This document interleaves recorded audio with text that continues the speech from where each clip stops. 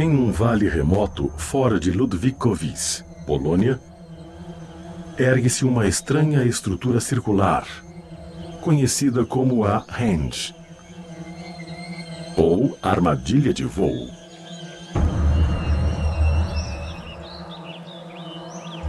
Estamos no meio de um vale que foi tomado pela SS e transformado em uma instalação industrial secreta de pesquisa e desenvolvimento. Foi muito bem guardada. Dentro desse vale temos 3 anéis de segurança, fechando áreas específicas uma da outra. Dentro do círculo mais interno, essa estrutura se ergue e ela é bem misteriosa. Estudiosos acreditam que a estrutura serviu como base de apoio de concreto para uma torre de resfriamento usada por uma mina de carvão. Mas, de acordo com Witkowski e outros, o alto comando alemão não teria dedicado tantos recursos militares aqui se o vale contivesse apenas energia natural. Eles dizem que a Henge foi utilizada para teste de uma nova e altamente avançada máquina conhecida como o Glock, ou o sino. O sino, o Glock, foi provavelmente um dos melhores projetos secretos do Terceiro Reich. Ele era tão secreto que ainda não está claro se contaram a Hitler. Há muitas evidências que sugerem que os cientistas, incluindo Hermann Oberth, Werner von Braun e outros, estavam trabalhando em uma nave em forma de sino que usaria um sistema de propulsão eletromagnética.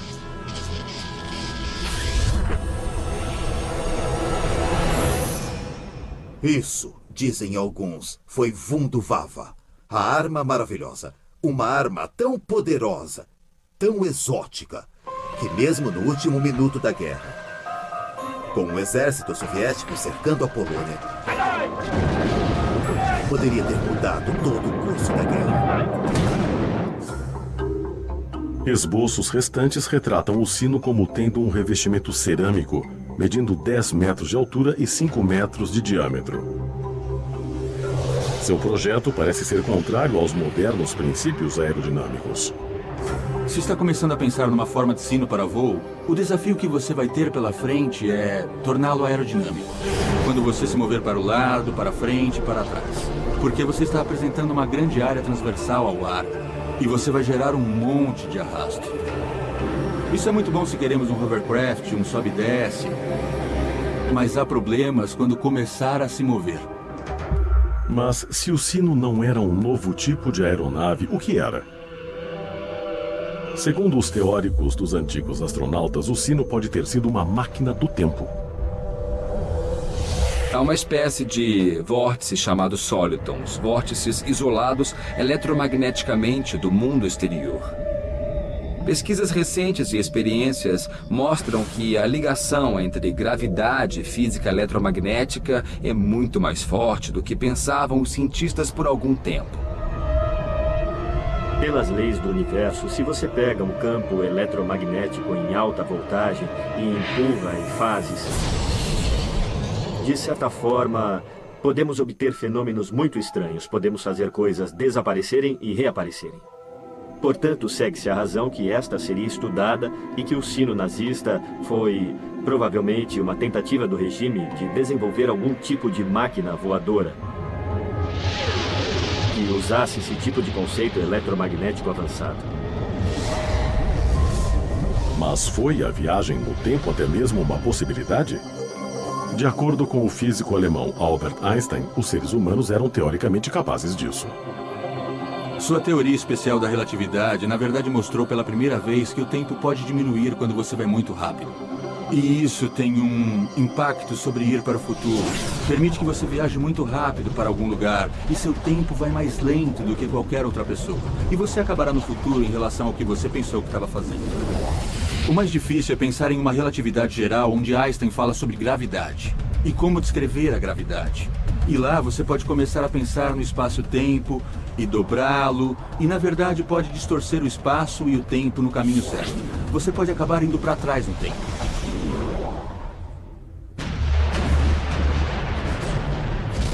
Não há registros indicando que o sino foi usado durante a guerra.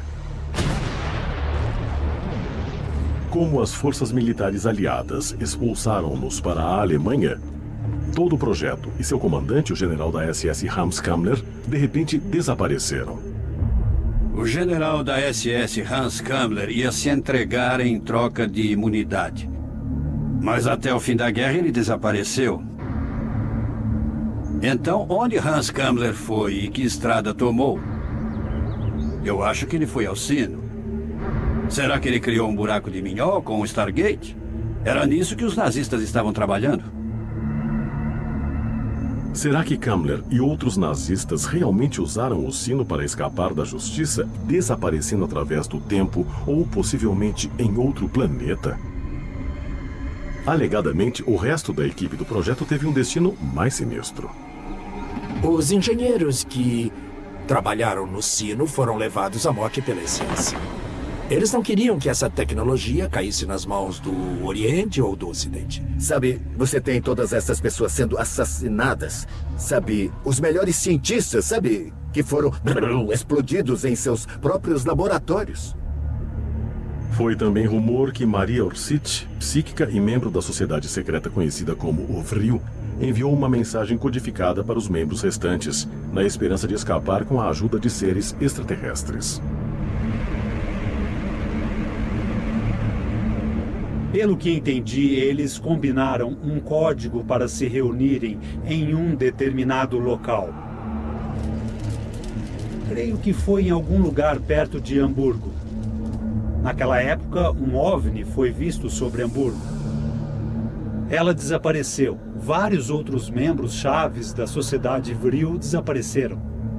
E alguns dizem Martin Bormann, um dos principais ocultistas da equipe, também desapareceu. Houve rumores por muitos anos que eles foram para outro planeta. O irônico de tudo isso é que anos depois, em Kecksburg, Pensilvânia, um objeto semelhante foi visto por um número de pessoas. Esse parecia ser o sino. É possível que os nazistas tenham aperfeiçoado essa coisa? Ou é possível que os alienígenas parecessem nazistas em uniformes? Quão bizarro isso seria?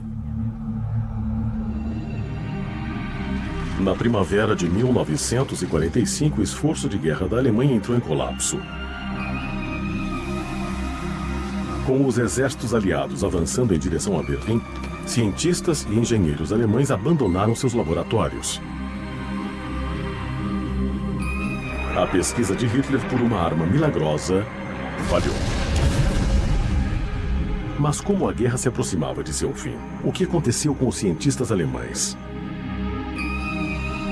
Como sabemos, muitos foram para os Estados Unidos. Quais segredos eles levaram?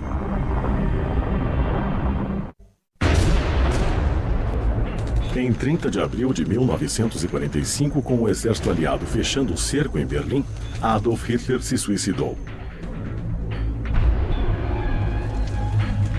2 dias depois, a cidade caiu. Em 7 de maio de 1945, o exército alemão se rendeu incondicionalmente. Depois da guerra, na Europa, muitos líderes do partido nazista desapareceram. Alguns para nunca mais serem encontrados.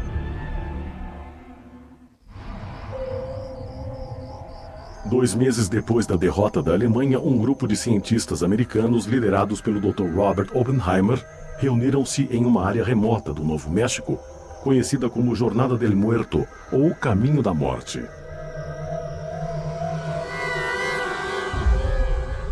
Ali, às 5h29 de 16 de julho de 1945, os militares detonaram a primeira bomba atômica.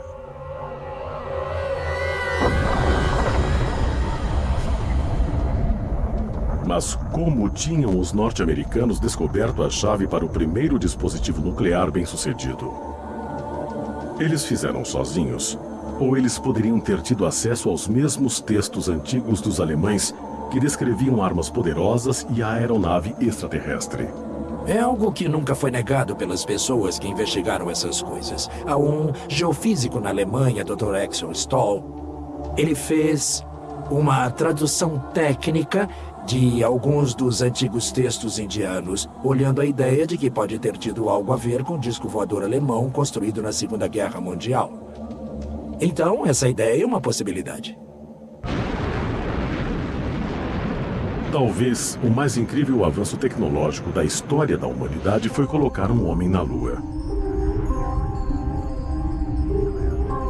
Em 20 de julho de 1969, menos de 25 anos após o fim da Segunda Guerra Mundial, os astronautas Neil Armstrong e Buzz Aldrin pisaram sobre a superfície de um mundo alienígena real. Mas como um salto tecnológico tão grande ocorreu tão rápido? E pode ser associado a tecnologias antigas descobertas pelos alemães? Se você pensa sobre toda a tecnologia que temos hoje, não há nada que foi inventado nesse período de tempo que não tenha as mãos dos alemães do Reich.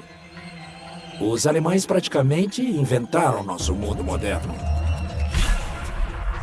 Depois do fim da Segunda Guerra Mundial, muitos dos melhores cientistas da Alemanha, engenheiros e técnicos, foram capturados e trazidos para a América como parte de um projeto secreto, conhecido como Operação Clipe de Papel. Operação Clipe de Papel era um projeto do governo dos Estados Unidos para trazer cientistas alemães para trabalhar, para os militares ou para a indústria. Eles foram levados em custódia, concederam um asilo e foram trazidos para os Estados Unidos. Seus terríveis crimes de guerra, com vítimas nos campos de concentração, foram expurgados. O mais importante e influente desses ex-cientistas alemães foi o Dr. Werner von Braun, o comandante do centro alemão Peenemünde de pesquisa espacial. Von Braun foi quem desenvolveu os foguetes V1 e V2. Ele foi membro do Partido Nazista. Seus comandantes eram os generais da SS. Ele estava a par de alguns dos projetos secretos que a Alemanha nazista desenvolveu durante a guerra. Uma vez na América, von Braun se estabeleceu rapidamente como líder do florescente programa militar de foguetes. Ele acabaria por se tornar um dos principais arquitetos da NASA. Na verdade, os primeiros foguetes que os Estados Unidos lançaram no Novo México eram essencialmente os foguetes V2.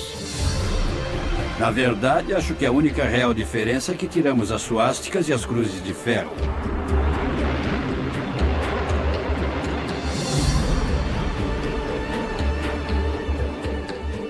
A corrida espacial inteira quase parece uma piada quando olhamos para trás, porque o fato é que não houve um programa de mísseis americanos versus um programa de mísseis russos. Tínhamos um programa de foguetes alemães, não um programa de foguetes norte-americanos.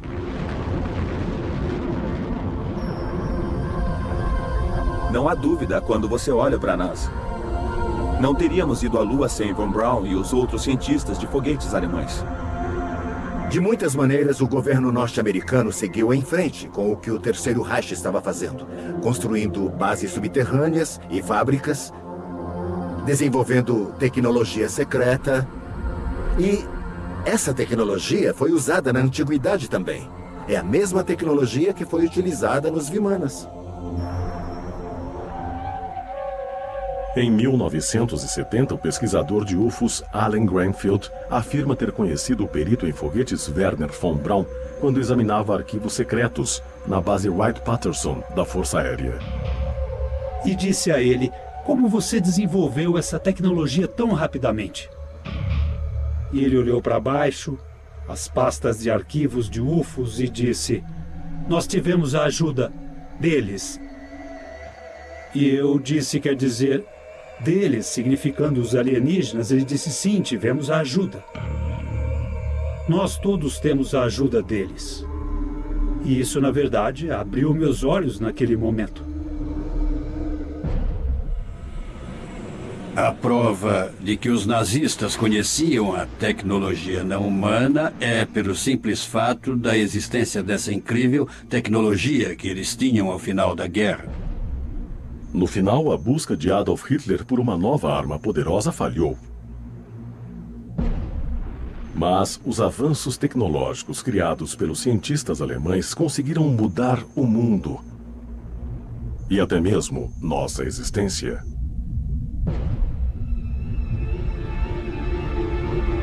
Mas poderia a atual era da tecnologia espacial ser resultado de antiga pesquisa alienígena? E se os extraterrestres possuíam armas mortais capazes de destruição em massa? O que aconteceu com eles? Será que eles se tornaram vítimas de sua própria superinteligência? Se assim for, também seremos? Talvez somente o tempo e o espaço dirão.